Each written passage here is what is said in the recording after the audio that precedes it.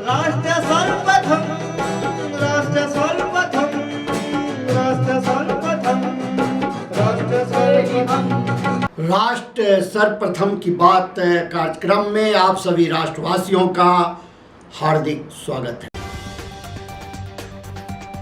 PM Modi ने हावड़ा में सार्वजनिक बैठक को संबोधित किया। इस दौरान उन्होंने कहा कि यहां मिल रहे प्यार और आशीर्वाद से अभिभूत हूं।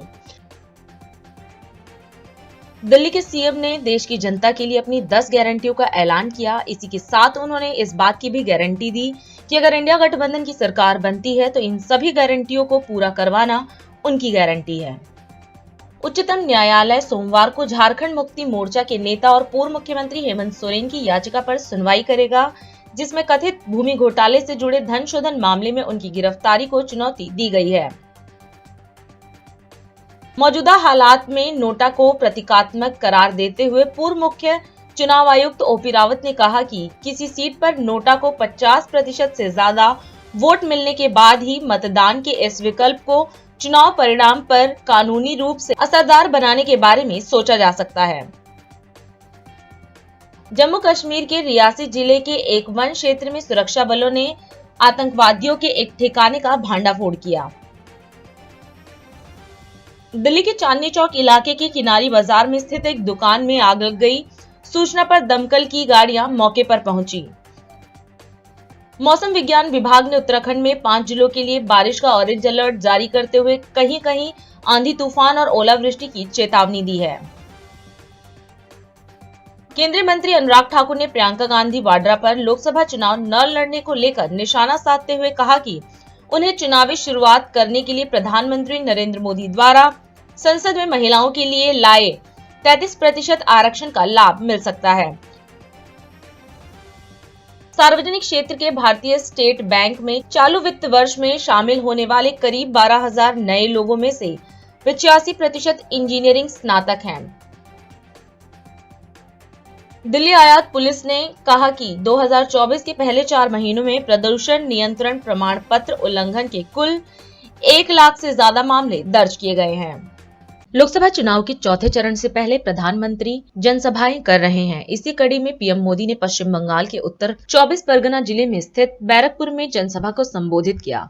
इस दौरान अपने संबोधन में प्रधानमंत्री ने कहा कि जनता का उत्साह बता रहा है कि भाजपा को 2019 से अधिक जनादेश मिलने वाला है। उन्होंने कहा कि हमारा संकल्प है कि देश के पूर्वी हिस्से को विकसित भारत का ग्रोथ इंजन बनाएंगे।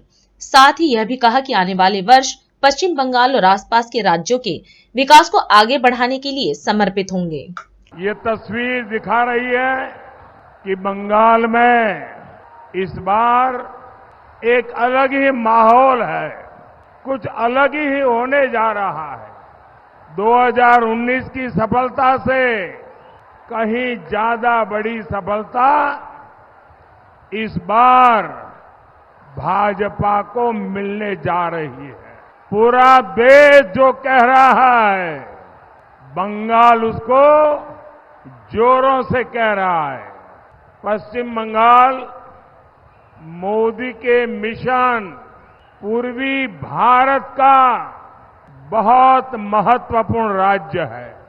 2014 में आपने आपके इस सेवक मोदी को सेवा करने का मौका दिया और मोदी ने ठाना है कि वो हिंदुस्तान का जो पूर्वी हिस्सा है, भारत का जो पूर्वी भाग है, उसको विकसित भारत का ग्रोथ इंजन बनाएंगे। आप देखिए आज रेल, रोड, एयरपोर्ट और वाटरवे का कितना आधुनिक नेटवर्क पूर्वी भारत में बन रहा है। डेडिकेटेड फ्रेट कॉरिडोर से बंगाल में, पूर्वी भारत में इंडस्ट्री का अभूतपूर्व विस्तार होने लगा है। इन राज्यों में बनाया जा रहा गैस पाइपलाइन का नेटवर्क इंडस्ट्री को बहुत मदद करने वाला है। यहां के बंद पड़े खाद कारखानों को भाजपा सरकार ने फिर से शुरू करवाया है। आने वाले 5 सालों में पूर्वी भारत में ऐसे विकास कार्यों को और गति देने वाला समय है और इसके लिए मुझे आपका आशीर्वाद चाहिए। भाइयों और बहनों, बंगाल की ये धरती, बैरकपुर की ये धरती इतिहास रचने वाली धरती है। आजादी में अहम भूमिका निभाने वाली धरती है, लेकिन टीएमसी ने इसका क्या हाल बना दिया है। एक समय था जब बांग्लादेश की अर्थव्यवस्था को मजबूत बनाने में ये अपना बड़ा योगदान देता था। एक समय था जब बंगाल में एक से बढ़कर एक नए वैज्ञानिक खोज हुआ करती थी। साथियों, विकसित भारत के लिए विकसित बंगाल जरूरी है।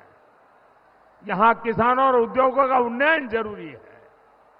इसके लिए आपको बैरकपुर से अर्जुन सिंह जी को भारी बहुमत से विजयी बना है। कमल छाप पर पड़ा आपका हर वोट सीधा मोदी को पड़ेगा। गृह मंत्री अमित शाह ने उत्तर प्रदेश के कौशाम्बी में सार्वजनिक रैली को संबोधित किया। इस अवसर पर अपने संबोधन में शाह ने कहा कि 3 चरणों के चुनाव समाप्त हो चुके हैं, जिसके बाद पीएम मोदी 200 पार करने की कगार पर है। उन्होंने जनता से चौथे चरण के चुनाव में 250 पार करने की बात कही व पीएम मोदी द्वारा किए गए विकास कार्यों का जिक्र किया। इसके साथ ही उन्होंने बीजेपी प्रत्याशी के समर्थन में वोट की अपील भी की। मुझे लगा सोनकर जी तीसरी बार चुनाव लड़ रहे हैं, मुझे यहाँ आकर इनको जिताने की अपील करनी चाहिए, मगर ये जन सैलाब देखकर मैं कहता हूँ कौशाम्बी वालों ने रिजल्ट पहले से तय कर दिया है। मोदी जी को कौशाम्बी से कमल भेजना है।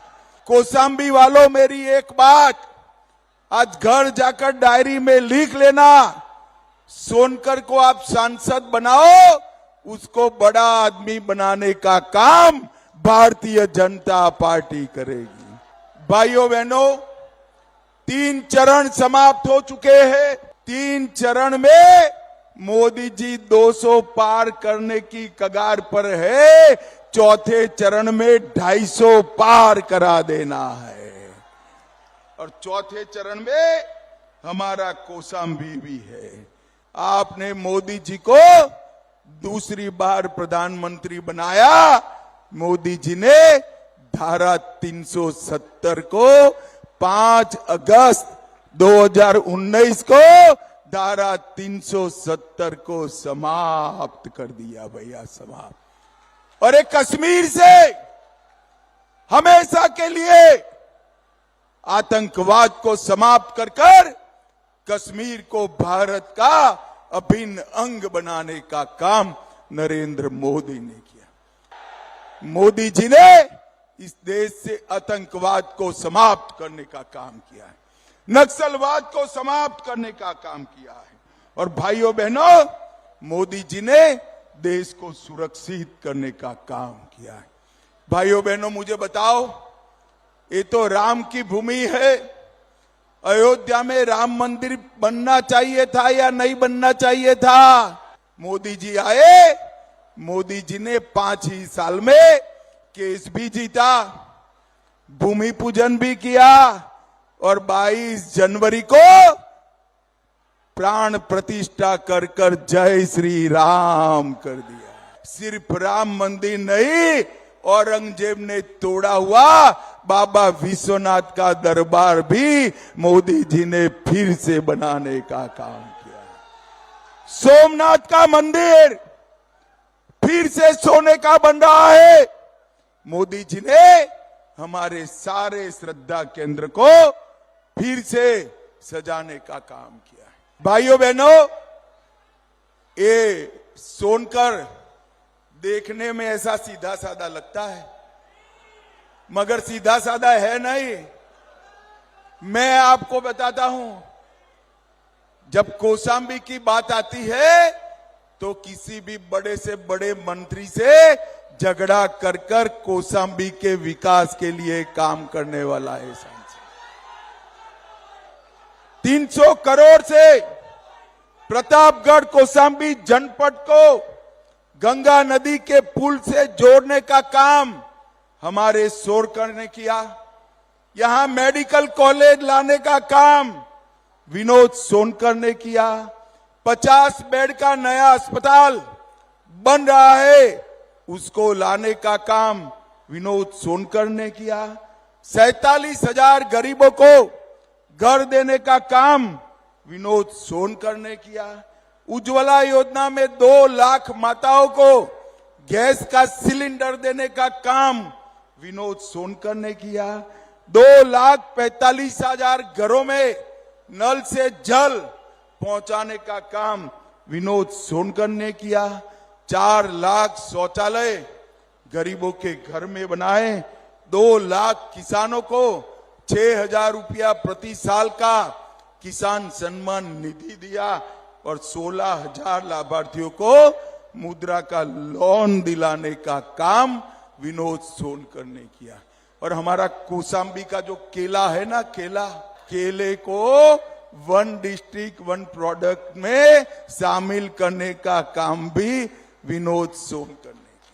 माताओं, भाइयों, बहनों, ये विनोद सोनकर को जो वोट देंगे, एक एक वोट नरेंद्र मोदी को प्रधानमंत्री बनाने के काम में आएगा। प्रधानमंत्री बनाने के विनोद सोनकर को वोट देंगे क्या?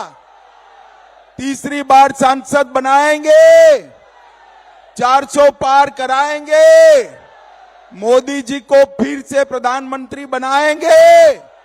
कांग्रेस महासचिव प्रियंका गांधी ने उत्तर प्रदेश के रायबरेली में जनता को संबोधित किया। इस दौरान अपने संबोधन में प्रियंका ने कांग्रेस नेता राहुल गांधी के नेतृत्व में शुरू की गई भारत जोड़ो यात्रा का जिक्र किया और कहा कि इस यात्रा का मकसद जनता की जरूरतों को समझना था। वहीं उन्होंने कांग्रेस सरकार द्वारा चलाई जा रही योजनाओं का जिक्र किया और कहा कि अगर कांग्रेस की सरकार बनती है तो 25 लाख का स्वास्थ्य बीमा, स्नातक छात्रों को पहली नौकरी पक्की, नौजवानों के लिए 5,000 करोड़ का फंड बनाया जाएगा। देखिए, मैं चुनाव के संदर्भ में यहाँ आपसे बातें करने आई हूँ। 20 तारीख को चुनाव है। चुनाव में मेरे बड़े भाई साहब राहुल गांधी जी यहाँ से कांग्रेस के प्रत्याशी हैं। 20 सालों से मेरी माता जी आपकी सांसद रही है और यहाँ उनसे पहले इंदिरा जी रही थी, उनसे पहले हमारे परिवार के तमाम सदस्य यहाँ के सांसद रहे। तो काम बहुत हुआ उस समय यहाँ। और यहाँ जो एक राजनीतिक परंपरा हमेशा रही वो यही रही कि जो भी सांसद होता था, जो भी नेता होता था, वो आपसे मिलजुल कर, आपकी समस्याओं को सुनकर, समझकर ही नीति बनाता। यही हमारी राजनीतिक परंपरा थी। बड़ी बड़ी नेता इंदिरा जी जैसी जो प्रधानमंत्री रही, वो आपके घर घर में आती थी। आज भी मैं किसी गांव में जाऊं तो वहाँ कम से कम 1-2 बुजुर्ग मिलेंगे जो मुझे बोलेंगे कि बिटिया तुम्हारी दादी जी आई थी यहाँ और हम दादी जी से मिले थे। तो उस समय से ये परंपरा चलती आ रही है। 100 साल पहले भी यहाँ जब किसानों ने आंदोलन किया तो पंडित जवाहरलाल नेहरू और उनके पिताजी यहाँ आए थे। ये जागरूकता थी आपकी और ये महानता भी है रायबरेली की कि हमेशा आपने लोकतंत्र के प्रति बहुत जागरूकता दिखाई। और यहाँ के नेताओं की भी महानता थी, उनकी परंपरा थी कि हमेशा आपके बीच आकर, आपसे मिलकर, आपकी समस्याओं को सुनकर ये नीतियां बनती। पूरे देश भर में प्रमाण है कि कांग्रेस की सरकारें आज के दिन क्या कर रही हैं। राजस्थान में हमने एक स्वास्थ्य बीमा निकाला, 25 लाख तक सबका, जो जितने भी इलाज है मुफ्त में सरकार पैसे दे रही है उसके लिए। अगर इस चुनाव में हमारी सरकार बनती है तो 25 लाख का बीमा सबके लिए, सारे गरीब परिवारों के लिए।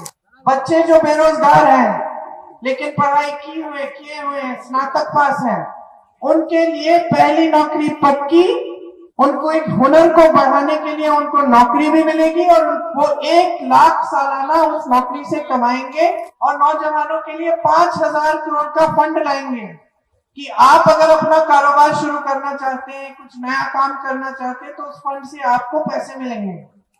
किसानों के लिए कर्ज माफी के लिए स्थायी आयोग, ताकि जब जब आप कर्ज के संकट में आप उस आयोग में जा पाएंगे, आपकी मदद होगी। जितने भी खेती के सामान हैं, सारों पे से हम जीएसटी हटाएंगे। खेती किसानी से आप फिर से कमा पाओगे। इसके अलावा जो न्यूनतम समर्थन मूल्य होता है, जो आजकल आपको मिलता नहीं है उपज के लिए, हम कानूनी अधिकार बढ़ा देंगे किसानों का। मजदूरी जहां भी होगी देश में, श्रमिकों को 400 रुपए प्रतिदिन से कम कानून बनेगा, उससे कम नहीं दे पाएंगे। ये सब हम करना चाहते हैं और बहुत लंबी सूची है। ये तो बड़ी बड़ी बातें हैं जो मैंने बताई हैं। हर छोटी चीज के लिए हमने सोचा है। मेरे भाई 4000 किलोमीटर पैदल चले कन्याकुमारी से कश्मीर आप सबसे मिलने के लिए, फिर 4000 किलोमीटर की यात्रा और की मणिपुर से मुंबई तक आप सबकी समस्याओं को सुनने के लिए कि क्या क्या है आपकी समस्याएं। और ये जो स्कीम हमने बनाई वो इसी के तहत बनाई गई कि उन्होंने जो सुना, जो सीखा, समझ में आया कि आज सबसे बड़ी समस्याएं बेरोजगारी, महंगाई है, उनको दूर करने के लिए, जनता की मदद करने के लिए हम क्या क्या ला सकते हैं। तभी हमने ये सब तय किया और वो सब हमारे न्याय पत्र में लिखा है, जो हम लागू करना चाहते हैं चुनाव के बाद। तो देखिए, हमारी नीति, हमारी विचारधारा एकदम अलग है। अब आ गया है समय सबको बदलने का। अपना भविष्य अपने हाथों में लो और हम सब हैं, पुश्तों से आपके साथ खड़े हैं, पुश्तों की आपकी मदद की है, आपका समर्थन किया है और आपके लिए लड़े हैं और लड़ते जाएंगे। शहीद हुए, एक शहीद हुआ, दूसरा खड़ा हो गया। दादी जी शहीद हुई जब आपकी सांसद थी, पिताजी खड़े हो गए, वो शहीद हुए, माताजी खड़ी हो गई, आज उनका बेटा है आपके पास, दिल लगा के काम करेंगे आपके लिए। उनको भारी बहुमत से जिताइए, भारी बहुमत से जिताइए, कांग्रेस पार्टी को विजयी बनाइए, इस देश के हालात को बदल डालिए। अभी समय है एक ब्रेक का, हम चलते हैं ब्रेक पर, आप कहीं जाए नहीं, छोटा सा break. Powered by Kamal Buildtech Private Limited, fulfilling promises. With our professional team and experience of delivering projects, in past we guarantee you peace of mind and top quality work in an affordable price. और अधिक खबरों के लिए आप हमारे YouTube channel दैनिक India दर्पण को अभी सब्सक्राइब करें और नोटिफिकेशन के लिए बेल आइकन को प्रेस करना ना भूलें। राष्ट्र सर्वप्रथम की बात कार्यक्रम में ब्रेक के बाद एक बार फिर आप सभी राष्ट्रवासियों का स्वागत। लोकसभा चुनाव के चौथे चरण के मतदान से पहले रविवार को दिल्ली के मुख्यमंत्री अरविंद केजरीवाल ने एक महत्वपूर्ण प्रेस वार्ता की। इस प्रेस वार्ता में दिल्ली के सीएम ने देश की जनता के लिए 10 गारंटियों का ऐलान किया। इसी के साथ उन्होंने इस बात की भी गारंटी दी कि अगर इंडिया गठबंधन की सरकार बनती है तो इन सभी गारंटियों को पूरा करना उनकी गारंटी है। उन्होंने 10 गारंटियों को नए भारत का विजन बताया। इन 10 गारंटियों में 24 घंटे बिजली, अच्छी और उत्कृष्ट निःशुल्क शिक्षा की व्यवस्था, बेहतर स्वास्थ्य सेवा, सभी फसलों पर एमएसपी निर्धारित कर किसानों को फसलों का पूरा दाम, दिल्ली को पूर्ण राज्य का दर्जा देना, बेरोजगारी खत्म करने के लिए अगले 1 साल में 2 करोड़ रोजगार देना, भ्रष्टाचार को खत्म करना आदि शामिल है। आज हम इस लोकसभा चुनाव के लिए केजरीवाल की 10 गारंटियों का ऐलान करने जा रहे हैं। मैं समझ सकता हूं कि आप लोग कहेंगे कि चुनाव तो शुरू हो चुके हैं, बहुत लेट है, हम मानते हैं, लेकिन मेरी गिरफ्तारी की वजह से इसमें थोड़ी सी देरी हुई है। अभी भी कई चरण चुनावों के बाकी हैं। वैसे तो ये गारंटियां केजरीवाल की गारंटी के नाम से जारी की जा रही हैं, लेकिन ये केजरीवाल की गारंटी है तो मैं इसकी गारंटी लेता हूं कि मैं अब इंडिया गठबंधन की सरकार बनने के बाद इन सब गारंटियों को मैं अपने सभी साथियों से पूरी करवाऊंगा। ये जो गारंटी हैं 10, ये एक तरह से नए भारत का विजन है। इनमें कई ऐसे काम हैं जिनके बिना कोई भी राष्ट्र शक्तिशाली नहीं बन सकता। मूलभूत काम है, किसी भी राष्ट्र की फाउंडेशन का काम है, नींव रखने का काम है, उसके बिना राष्ट्र आगे नहीं बढ़ सकता। उन कामों को युद्ध स्तर के ऊपर अगले 5 साल के अंदर पूरा किया जाएगा।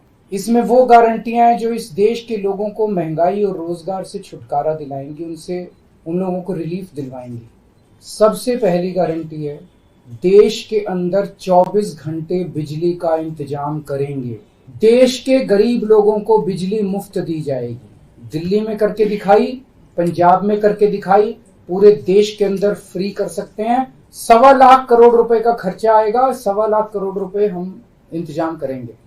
1.25 लाख, उसके अंदर पूरे देश के गरीबों को 200 यूनिट बिजली मुफ्त मिल सकती है। देश के सारे सरकारी स्कूलों को शानदार बनाएंगे, अच्छे बनाएंगे, प्राइवेट स्कूलों से भी बेहतर बनाएंगे। और इस देश के अंदर पैदा होने वाले हर बच्चे के लिए, चाहे वो अमीर का बच्चा हो चाहे गरीब का बच्चा हो, अच्छी, शानदार और फ्री शिक्षा का इंतजाम किया जाएगा। सब लोगों को अच्छे इलाज का इंतजाम करेंगे। आज अगर किसी को के घर में कोई बीमार हो जाए, बड़ी बीमारी हो जाए, सरकारी अस्पतालों का बुरा हाल है पूरे देश के अंदर, और प्राइवेट वालों ने लूट मचा रखी है। पूरे देश में कोने कोने में, हर गांव में, हर मोहल्ले में मोहल्ला क्लिनिक खोला जाएगा। शानदार डिस्ट्रिक्ट हॉस्पिटल जितने हैं उनको मल्टी स्पेशलिटी बना के उनको शानदार प्राइवेट हॉस्पिटल्स की तर्ज पे बनाया जाएगा। और इस देश में पैदा होने वाले हर व्यक्ति का पूरा इलाज मुफ्त होगा। राष्ट्र सर्वोपरि, हमारी चौथी गारंटी। तो हमारे देश की जितनी जमीन पे चाइना ने कब्जा किया हुआ है, उस जमीन को चाइना के कब्जे से छुड़वाएंगे। इसके लिए एक तरफ डिप्लोमेटिक लेवल पे एफर्ट्स किए जाएंगे और सेना को पूरी स्वतंत्रता दी जाएगी कि वो इसके बारे में जो कदम उठाना चाहे कदम उठा सकती है। छठी गारंटी किसानों के लिए। किसानों को आप इज्जत की जिंदगी दे सकते हैं अगर आप उनको उनकी फसलों के पूरे दाम दे दें। स्वामीनाथन रिपोर्ट के आधार के ऊपर किसानों को उनकी फसलों के पूरे, सभी फसलों के पूरे दाम एमएसपी के आधार पर पूरे दाम दिलवाए जाएंगे। 7वीं गारंटी, दिल्ली को पूर्ण राज्य का दर्जा दिलवाया जाएगा, जो दिल्ली वासियों का कई दशकों से दिल्ली के लोगों का हक है। बेरोजगारी, आज पूरे देश का युवा बेरोजगारी से त्रस्त है। 1 साल के अंदर 2 करोड़ रोजगार का इंतजाम किया जाएगा ताकि हमारे युवकों को बेरोजगारी से निकाला जा सके। ये प्रोडक्टिव और इफेक्टिव एम्प्लॉयमेंट होगी। भ्रष्टाचार, दिल्ली और पंजाब में जिस तरह से हमने भ्रष्टाचार पे दोनों लेवल पे, छोटे लेवल का भ्रष्टाचार और बड़े लेवल का भ्रष्टाचार, हमने जो वार किया है, उसी लेवल पे इफेक्टिव तरीके से पूरे देश को भ्रष्टाचार से निजात दिलवाई जाएगी। और 10वीं और आखिरी गारंटी व्यापारियों के लिए। अगर किसी देश के अंदर व्यापारी और उद्योगपति खुल के व्यापार नहीं कर सकते, अपने व्यापार को नहीं बढ़ा सकते, तो वो देश कभी तरक्की नहीं कर सकता। उस देश के अंदर कभी जॉब्स पैदा नहीं हो सकते। और ये डेटा बताता है कि पिछले 8-10 साल के अंदर इस देश के 12 लाख हाई नेटवर्थ इंडिविजुअल्स, बड़े बड़े अमीर लोग इस देश के अंदर व्यापार और उद्योग बंद करके विदेशों में चले गए हैं। जीएसटी को पीएमएलए से बाहर किया जाएगा, जीएसटी का सरलीकरण किया जाएगा, सारी प्रशासनिक और लीगल व्यवस्थाओं को सरलीकरण किया जाएगा और एक ऐसी व्यवस्था की जाएगी कि अगर इस देश के अंदर कोई सही तरीके से व्यापार करना चाहे तो वह व्यापार कर भी सकता है, उद्योग खोल भी सकता है, ज्यादा परमिशंस की जरूरत नहीं होगी और बड़े स्तर के ऊपर हम व्यापार को और उद्योग को, हमारा टारगेट चाइना को पीछे छोड़ना है। तो इसके लिए सभी व्यापारियों को, उद्योगपतियों को आगे बढ़ने का मौका दिया जाएगा।